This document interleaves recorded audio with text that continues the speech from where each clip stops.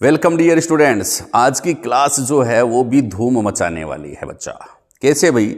आज की क्लास का पहला पर्सन ही धूम से शुरू होगा। धूम मचाले धूम। तो धूम मचाएंगे बच्चा आज की क्लास में। तो देखिए पहला पर्सन क्या है, धूम कोहरा किसे कहते हैं और इससे कौन कौन से रोग हो सकते हैं। बढ़िया पर्सन है ना, धूम कोहरा किसे कहते हैं। तो मत लिख देना वो गाना जो अभी हमने गाया है, इसका आंसर लिखते हैं बच्चा। धूम कोहरा, यहां लिख देंगे आंसर और यहां लिख दिया मैंने धूम कोहरा। धूम कोहरा, तो आंसर क्या लिखेंगे? जब धुएं में उपस्थित, धूम का मतलब होता है बच्चा धुआं। धूम का मतलब क्या है?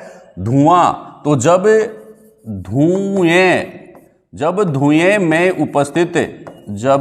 धुएं में उपस्थित नाइट्रोजन के ऑक्साइड किसके भाई? ये शब्द याद रखना भाई, नाइट्रोजन के ऑक्साइड। जब धुएं में उपस्थित नाइट्रोजन के ऑक्साइड अन्य ऑक्साइडों, अन्य प्रदूषक पदार्थ और होते हैं, अन्य प्रदूषकों तथा कोहरे के साथ क्रिया कर लेते हैं। कोहरे के साथ क्रिया करते हैं तो धूम कोहरा बनता है। धूम कोहरा बनता है। धूम कोहरा, सुबह सुबह धुआं और कोहरा जो बन जाता है ना सर्दियों में, उसको क्या कहते हैं? धूम कोहरा कहते हैं। बात समझ में आ गई क्या? धूम कोहरा किसे कहेंगे? सिंपल सी डेफिनेशन है, जब धुएं में उपस्थित किसके ऑक्साइड? नाइट्रोजन के ऑक्साइड जो होते हैं ना, ये अन्य प्रदूषकों के साथ क्रिया कर लेते हैं तथा कोहरे के साथ क्रिया कर लेते हैं, तो जो कोहरा बनाते हैं उसको धूम कोहरा कहते हैं। ठीक है, तो क्या बनाते हैं भाई? धूम कोहरा बनाते हैं। अब पूछते हैं भाई इससे कौन कौन से रोग हो सकते हैं। एक बार दोबारा देख लीजिए डेफिनेशन। जब धुएं में उपस्थित नाइट्रोजन के ऑक्साइड अन्य वायु प्रदूषकों के साथ क्रिया करते हैं तो धूम कोहरा बनता है। तो क्या बनता है बच्चा? धूम कोहरा बनता है। कौन कौन से रोग हो जाते हैं? ये रोग यहां से लिख दो, आप तो अलग से लिखना ढंग से। रोग कौन कौन से हो जाते हैं भाई? दमा हो जाता है, दम उठने लग जाता है, सांस फूलने लग जाता है, खांसी हो जाती है, खांसी, दमा हो जाएगा, खांसी हो जाएगी। और बच्चों में जब वो बच्चे सांस लेंगे ना, तो सांस के साथ हर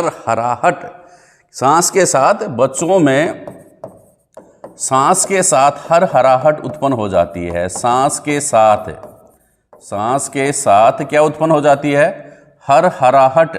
यहां लिख दूं, हर हराहट है आ रहे भाई, हर हराहट उत्पन्न हो जाती है। ये ध्यान में रखना। तो ये था पहला पर्सन। नेक्स्ट पर्सन क्या है? CFC का पूरा नाम लिखिए। अरे बच्चा CFC का पूरा नाम क्या होता है?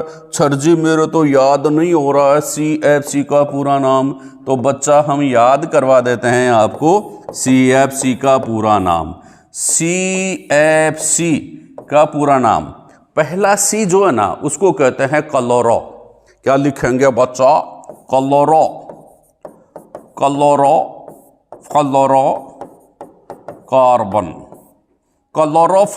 कार्बन।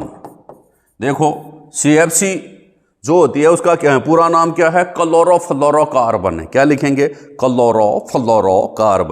क्लोरोफ्लोरोकार्बन लिख देंगे इसका नाम। क्या लिखेंगे बच्चा? C से क्लोरो, F से फ्लोरो और लास्ट वाला C जो है ना, उसका मतलब होता है कार्बन।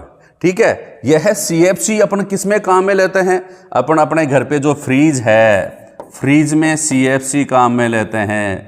फ्रीज या रेफ्रिजरेटर्स जिसको कहते हैं, रेफ्रिजरेटरों में, ठीक है, क्या काम में लेते हैं? CFC काम में लेते हैं। दूसरा एयर कंडीशनर जो है, एयर कंडीशनर जो होते हैं उनमें भी क्या काम में लेते हैं बच्चा? CFC काम में लेते हैं। एरोसोल, उनमें भी क्या काम में लेते हैं? CFC काम में लेते हैं। तो CFC क्या करता है? इसका मतलब ठंडा करता है किसी चीज को। ठीक है, तो एयर कंडीशनर, फ्रीज, रेफ्रिजरेटर जो होते हैं उनमें क्या काम में लिया जाता है? CFC। पूरा नाम क्या है? क्लोरोफ्लोरोकार्बन। याद हो जाएगा? ठीक है। अब इसका हानिकारक प्रभाव क्या है? ये क्या हानि पहुंचाता है? अपन तो ठंडी ठंडी पेप्सी, कोको कोला पीते हैं, नहीं पीनी चाहिए वैसे, ठीक है, लेकिन पीते हैं फिर भी। कोई भी चीज जो फ्रिज में रख देते हैं ताकि खराब नहीं हो, तो CFC उसको ठंडा रखता है, क्लोरोफ्लोरोकार्बन। ठीक है, और देखेंगे कि इसका हानिकारक प्रभाव क्या है, तो आंसर लिख दो यहां से भाई, हानिकारक प्रभाव। CFC का हानिकारक प्रभाव क्या है बच्चा, तो आप बताएंगे यह ओजोन परत को नष्ट करता है। यह ओजोन परत, कौन सी परत को नष्ट करता है, ओजोन परत को नष्ट करता है। कौन करता है बच्चा, CFC। किसको नष्ट करता है, ओजोन की परत को नष्ट करता है। समझ गए बात को, तो ये ध्यान में रखना, 1 + 1 = 2 नंबर आपके पक्के। क्या प्रश्न बन गया, CFC किसे कहते हैं, CFC का पूरा नाम क्या है, क्लोरोफ्लोरोकार्बन। ठीक है, हानिकारक प्रभाव क्या है, यह ओजोन की परत को नष्ट करता है। ओजोन की परत को कौन नष्ट करता है, CFC नष्ट करता है भैया। समझ गए, चलो भैया आपको याद हो गया होगा। चलो आगे चलते हैं, अगला प्रश्न, पोतघर प्रभाव को समझाइए और विश्व उष्णन को समझाइए। देखो पोतघर प्रभाव अगर आपको याद हो जाएगा ना, पोतघर प्रभाव, ओ तो विश्व उष्णन भी आपको याद हो जाएगा। ठीक है, दोनों बातें एक साथ अपन याद करवाएंगे। तो पहले आप ध्यान से देखेंगे बच्चा, ये दो चीजें जो मैं बताऊं आप इसको ध्यान से देखेंगे और याद करेंगे भाई। ठीक है, दो चीजें जो हैं उनको ध्यान से देखेंगे और याद करेंगे। ठीक है, ये देखो मैं पृथ्वी बना रहा हूं यहां पर। यार ये पृथ्वी जो है ना, थोड़ी सी इस कलर की बनाऊं क्या, ठीक है बना देता हूं। ये अपनी एक पृथ्वी है, ठीक है, और एक पृथ्वी में इधर बना देता हूं, ये ग्रीन रंग कलर की ये पृथ्वी एक और बना देता हूं, 2 पृथ्वियां बना देता हूं। इसको समझाना है पोतघर प्रभाव को क्या होता है। तो आप इस प्रकार के 2 डायग्राम बना देना, बना देंगे। अब क्या करना है, यहां पर अपने को एक सूरज भी बनाना है। सूरज कब दूर गगन से, चंदा कब दूर किरण से, खुशबू कब दूर पवन से, कब दूर बहार चमन से, ये बंधन तो प्यार का बंधन है। बना दिया 2 सूरज। ये तो बन गई बच्चा अपनी क्या, पृथ्वी। ये पृथ्वी बन गई है, यह भी पृथ्वी बन गई है। अब होता क्या है, नॉर्मल घटना बताते हैं। जब पोतघर प्रभाव और विश्व उष्णन दोनों को समझाना है, तो सूर्य से क्या होता है, सुबह सुबह जब सूर्योदय होता है तो प्रकाश की किरणें पृथ्वी पर आती हैं पृथ्वी के ऊपर। ये किरण आ गई, ये किरण आ गई, ये किरण आ गई, ये किरण आ गई, ठीक है, ये किरण आ गई। ठीक, अब पृथ्वी के चारों तरफ किसका वातावरण है बच्चा, किसका है भाई, किसका है पृथ्वी के चारों ओर, एक आवरण बना हुआ है पृथ्वी के चारों ओर। किसका, वायु का आवरण बना हुआ है। किसका बच्चा, वायु का आवरण बना हुआ है। समझ गए, किसका आवरण बना हुआ है पृथ्वी के चारों तरफ, वायु का आवरण बना हुआ है। ये मैं बना देता हूं इसका वायु का आवरण, ये देखो ये वायु का आवरण है। ठीक है, इसी प्रकार इधर भी इस पृथ्वी के चारों तरफ क्या है, वायु का आवरण है। बात समझ में आ गई। अब क्या होता है, जो सूर्य की किरणें जो आती है ना पृथ्वी में, वो क्या होती हैं, पृथ्वी से टकराकर वापस अधिकांश किरणें वापस लौट जाती हैं, ऊपर चली जाएंगी। ठीक है, और कुछ किरणें जो होती हैं इस वायु के आवरण से, कार्बन डाइऑक्साइड के आवरण से किस में रह जाती हैं बच्चा, इसी में रह जाती हैं, इसी में रह जाती हैं। कुछ किरणें जो होती हैं, अधिकांश किरणें तो परावर्तित हो जाती हैं। अधिकांश किरणें क्या हो जाती हैं, परावर्तित। सूर्य से आने वाली अधिकांश किरणें तो परावर्तित हो जाती हैं, और कुछ किरणें वायु के आवरण के कारण पृथ्वी के भीतर ही रह जाती हैं। कुछ किरणें कहां पर रह जाती हैं, कुछ किरणें पृथ्वी के भीतर, पृथ्वी के भीतर यानी कि पृथ्वी के वातावरण में रह जाती हैं। भीतर नहीं लिखेंगे, पृथ्वी के वातावरण में रह जाती हैं,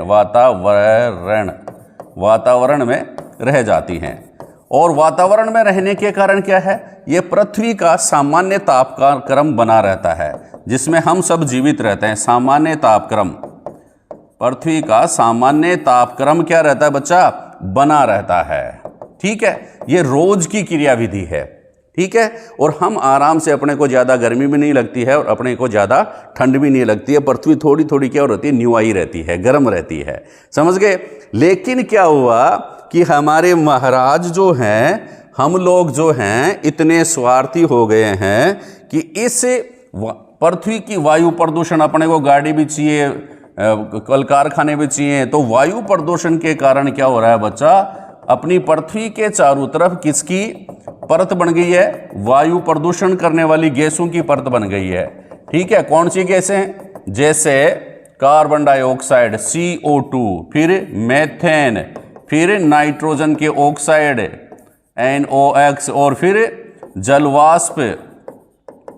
ये सारी क्या करती है बच्चा, इस पृथ्वी के चारों तरफ, पृथ्वी को चारों तरफ से घेर करके जो वायुमंडल की, ये कार्बन डाइऑक्साइड की, मेथेन की, नाइट्रोजन की और जलवाष्प की एक मोटी परत बन गई है, बन गई।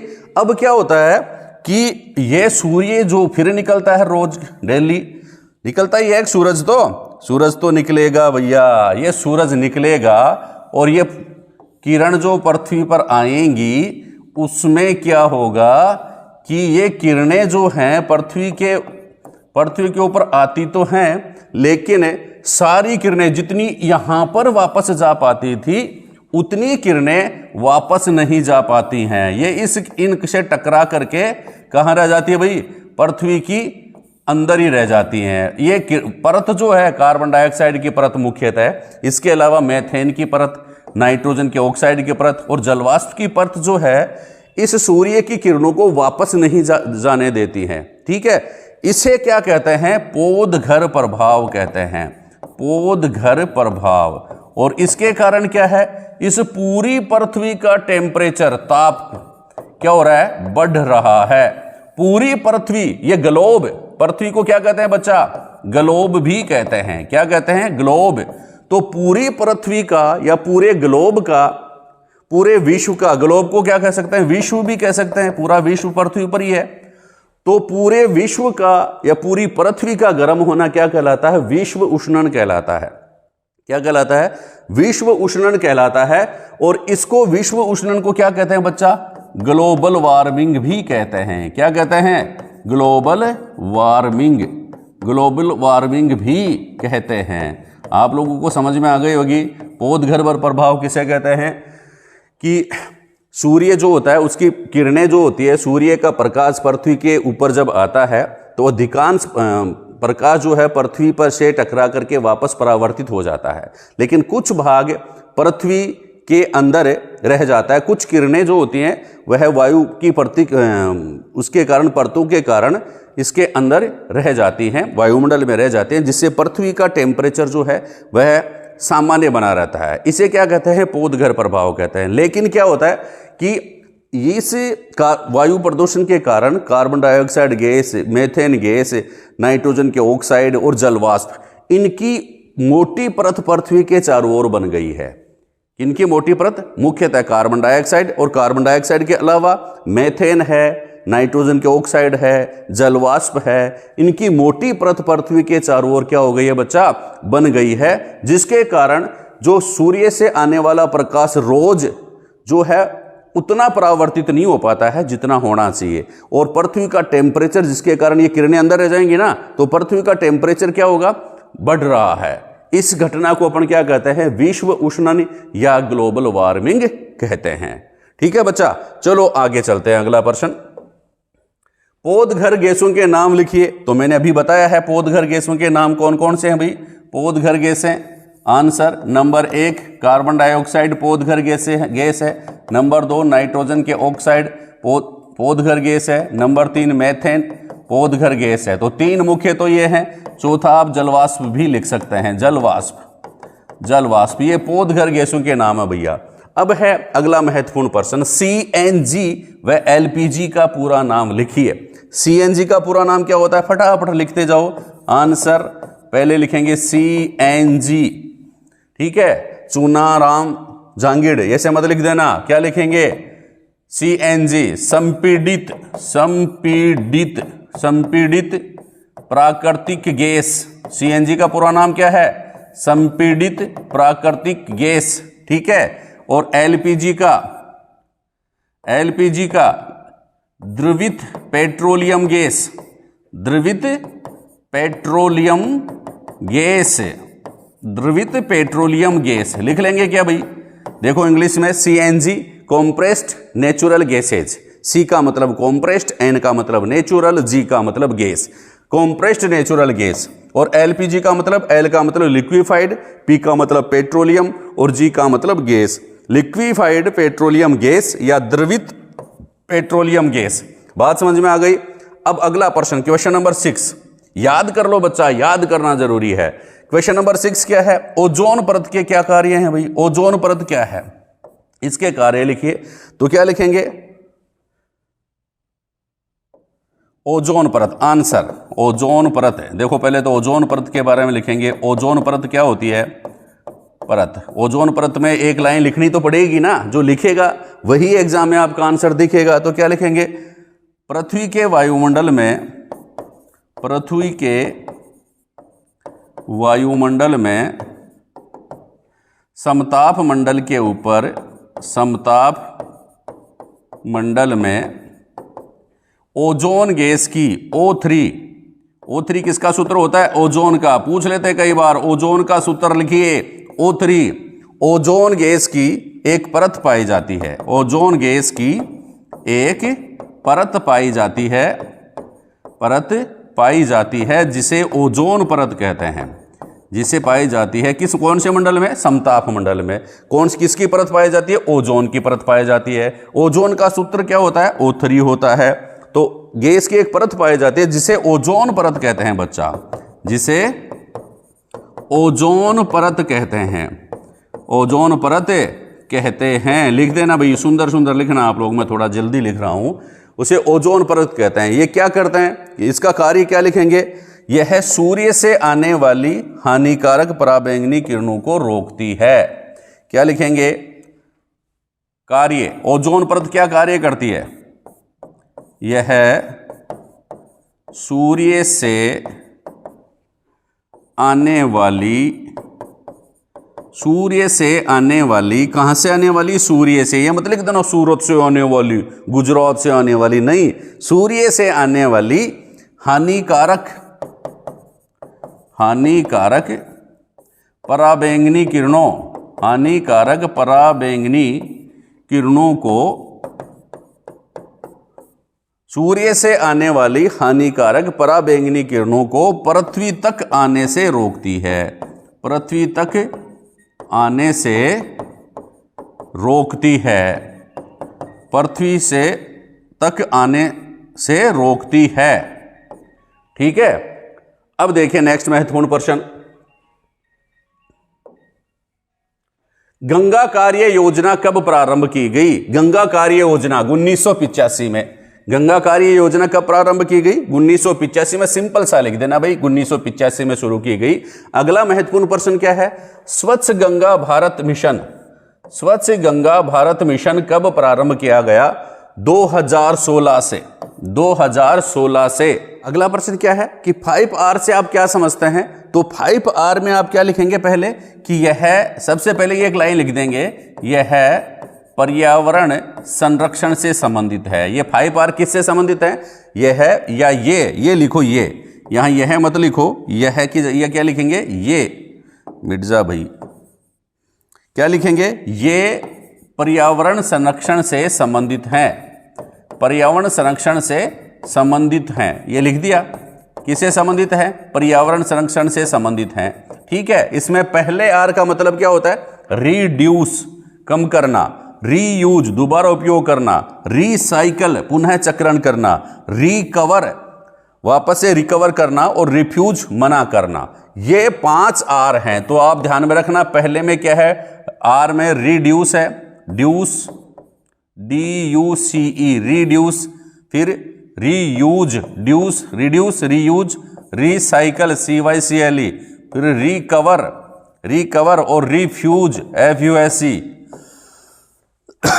सॉरी, ये याद रखना भाई। अगला प्रश्न देखिए आप, एक ही दिशा में लगाए गए बल, ये खालिस्तान आ जाते हैं। एक ही दिशा में लगाए गए बल खालिस्तान होते हैं। तो आप क्या हो जाते हैं? एक ही दिशा में लगाए गए बल जुड़ जाते हैं।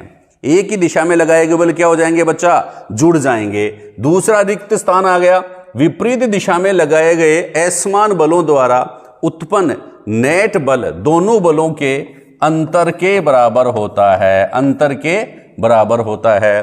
तीसरा क्या है कि किसी वस्तु पर विपरीत दिशाओं से लगाए गए बल समान होते हैं, तो विपरीत दिशाओं से दोनों साइडों से बल बराबर लगा रहे हैं तो नेट बल क्या होता है, शून्य होता है। नेट बल क्या होता है बच्चा, शून्य होता है। अगला प्रश्न क्या है, अगला प्रश्न है बच्चा कि बल लगाने के लिए कम से कम दो वस्तुओं के बीच कौन सी क्रिया होना आवश्यक है, अन्योन्य क्रिया। अन्योन्य क्रिया, अन्योन्य क्रिया यह ध्यान में रखना, अन्योन्य क्रिया होना आवश्यक है, यह ध्यान में रखना। कुछ रिक्त स्थान है। फिर किसी पृष्ठ के एकांक क्षेत्रफल पर लगने वाले बल को क्या कहते हैं, दाब कहते हैं। किसी पृष्ठ के एकांक क्षेत्रफल पर लगने वाले बल को क्या कहते हैं बच्चा, दाब कहते हैं। ये बात आप ध्यान में रखेंगे। अगला प्रश्न देखो, कर्षण किसे कहते हैं। कर्षण का मतलब वो नहीं कान्हा जी है ना, श्याम जी, वो कर्षण नहीं है तुम बंसी बजाते हो या मुझे बुलाते हो, वो कर्षण नहीं है बच्चा। तो कर्षण किसे कहते हैं, आंसर बहुत बढ़िया प्रश्न आता है कर्षण का, यहां लिख दिया मैंने कर्षण। आप क्या लिखेंगे, तरल पदार्थों द्वारा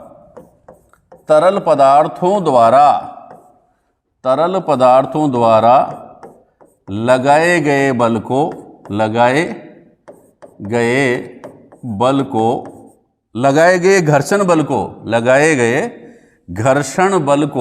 घर्षण बल, तरल पदार्थों द्वारा लगाया गया घर्षण बल को क्या कहते हैं, कर्षण कहते हैं। वाह भाई, कर्षण बल को क्या कहते हैं, कर्षण कहते हैं। समझ गए, कृष्ण नहीं है, कर्षण। ठीक है, क्या लिखेंगे, तरल पदार्थों द्वारा लगाए गए बल को कर्षण कहते हैं। हरे कृष्णा हरे कृष्णा। ठीक है, और देखो, किसी रुकी हुई वस्तु को विराम अवस्था से, कोई वस्तु रुकी हुई है, उसको रुकी हुई वस्तु को विराम अवस्था से गति प्रारंभ करने के लिए की स्थिति में घर्षण पर पार पाने के लिए वस्तु पर लगाया गया बल क्या कहलाता है। बहुत बढ़िया आंसर है। कहने का मतलब, आपके पापा जी की मोटरसाइकिल बंद हो गई है, उसको एकदम फंस गई है, रुकी हुई है, उसको धक्का लगाएंगे तब आपको ज़्यादा जोर लगाना पड़ेगा। तो किसी रुकी हुई वस्तु को, या कोई संदूक पड़ा है, उसको एक जगह पड़ा है, उसको धक्का दे रहे हैं, अपना बल लगा रहे हैं, तो वह जो बल लगाया जाता है उसको कौन सा बल कहते हैं, तो आप बताएंगे स्थैतिक घर्षण कहते हैं। क्या कहते हैं, स्थैतिक घर्षण। क्या कहते हैं, स्थैतिक घर्षण कहते हैं। दूसरा प्रश्न, अगला प्रश्न देखिए, किसी वस्तु को उसकी चाल से, कोई वस्तु गति कर रही है, अपन ने क्या है कि साइकिल का टायर चलाते हैं ना, चला चला रेडी रेवर, चलते दौड़ते जाते हैं। बचपन में चलाए होगा साइकिल का टायर, डंडे की देते रहते हैं, तो वो क्या होता है, साइकिल का टायर चलता रहता है। फिर थोड़ा सा धीरे होता है, फिर अपन थोड़ी सी लकड़ी की मारते हैं पीछे, तो वो चलता रहता है, घूम घूम गोल गोल, है ना। तो वह ये पूछ रहा है, किसी वस्तु को उसकी चाल से गतिशील बनाए रखने के लिए चल रहा है, और उस पर थोड़ा थोड़ा अपन धक्का लगाते जाएं, वो चलती जाएगी, है ना। गैस का सिलेंडर है, आपने उसको जमीन पर लुढ़का दिया, फिर उसको गति कर रहा है, वो उसको थोड़ा सा अपन फिर धक्का दे रहे हैं, तो क्या लिखेंगे, किसी वस्तु को उसकी चाल से गतिशील बनाए रखने के लिए आवश्यक बल क्या कहलाता है, सर्पी घर्षण कहलाता है। क्या कहलाता है बच्चा, सर्पी घर्षण कहलाता है। ठीक है, नेक्स्ट अगला प्रश्न, जब एक वस्तु किसी दूसरे वस्तु के पृष्ठ पर लुढ़कती है, तो गति के प्रतिरोध को क्या कहते हैं, आंसर। जो गति का प्रतिरोध होता है उसको कहते हैं बच्चा लोटनी घर्षण। कौन सा कहते हैं, लोटनी घर्षण कहते हैं। एक एक नंबर के प्रश्न है, कर्षण किसे कहते हैं, लोटनी घर्षण कहते हैं। ये बात आप समझ में आ गई। एक चीज दूसरी के ऊपर लुढ़क रही है, जैसे मैंने अभी एग्जांपल बताए, लुढ़कना, एक वस्तु दूसरी वस्तु पर लुढ़क रही है, ठीक है, तो इसको अपन क्या कहेंगे, लोटनी घर्षण कहेंगे, और लोटनी घर्षण का मान सबसे कम होता है। अब और देखिए, कर्षण किसे कहते हैं, तो कर्षण वो नहीं है जो अपन समझते हैं, ठीक है। कौन सा कर्षण, जैसे मान लो हरे कृष्णा, जो श्याम जी वाला, राधा का भी श्याम तो मीरा का भी श्याम, वो कर्षण नहीं है। मैंने बता दिया पहले भी आपको कि तरल पदार्थों के द्वारा जो घर्षण बल लगाया जाता है उसी को क्या कहते हैं बच्चा, कर्षण कहते हैं। याद करना, पढ़ते रहना, आगे बढ़ते रहना, पर्सन बनेंगे जरूर, आपके अच्छे नंबर आएंगे जरूर। ठीक है बच्चा, थैंक यू, धन्यवाद।